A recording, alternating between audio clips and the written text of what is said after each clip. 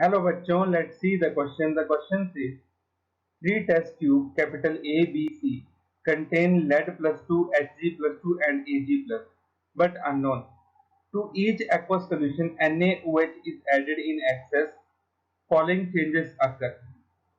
A में black PPT, B में brown PPT and C में white PPT but dissolve in excess of NaOH. A, B, C contain respectively. Option A Pb plus 2 Hg plus 2 Ag and Ag plus. Option B Hg plus 2 Ag plus Pb plus 2. Option C Ag plus Pb plus 2 Hg plus 2.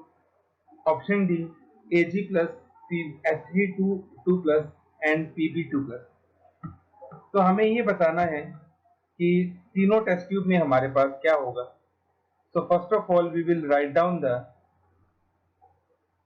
की concept. And the key concept is mercurous oxide is black in color.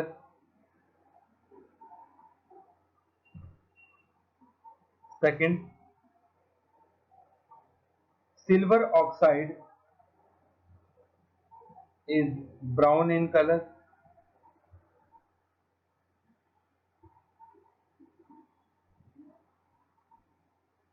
तो अब हमें जो question में दे रखा है, एक बार हम उस क्वेश्चन को थोड़ा सा डायग्रामेटिकली देखते हैं. तो ये कह रहा है कि हमारे पास तीन टेस्ट ट्यूब हैं,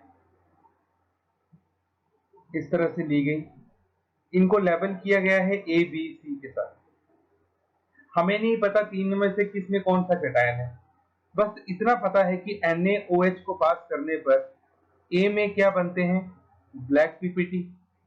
बी में क्या बनते हैं, ब्राउन पीपीटी. और सी में जो कंपाउंड बनता है उसके होते हैं व्हाइट पीपीटी. लेकिन वो एक्सेस NaOH के अंदर डिसॉल्व हो जाते हैं. अब हम तीनों आयंस की रिएक्शन NaOH के साथ देखेंगे और फिर डिसाइड करेंगे कौन सी टेस्ट ट्यूब में रहेगा. सबसे पहले अगर मैं बात करूं Hg2+2 की, तो इसकी रिएक्शन जब हम NaOH के साथ करवाते हैं तो हमारे पास बनता है Hg2O, मर्क्यूरियस ऑक्साइड. इसका हमारे पास क्या कलर होता है, it is black in colour. इसके ब्लैक पीपीटी बनते हैं. तो अगर इसके ब्लैक पीपीटी हैं सो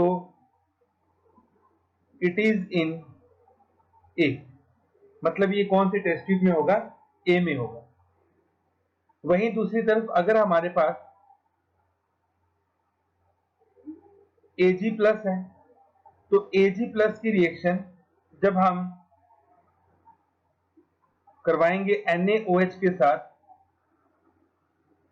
तो यहां से हमारे पास एक तो बनता है सिल्वर ऑक्साइड प्लस साथ में 2Na बनेंगे प्लस H2O.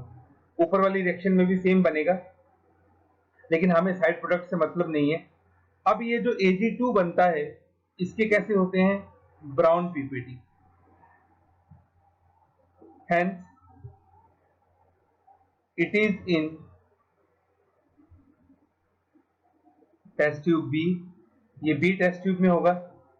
और वहीं अगर मैं बात करूं Pb+2 की, तो Pb+2 की रिएक्शन जब NaOH के साथ होती है तो यहां से हमारे पास बनता है Na2PbO2. इसके होते हैं white PPT but it is soluble in NaOH.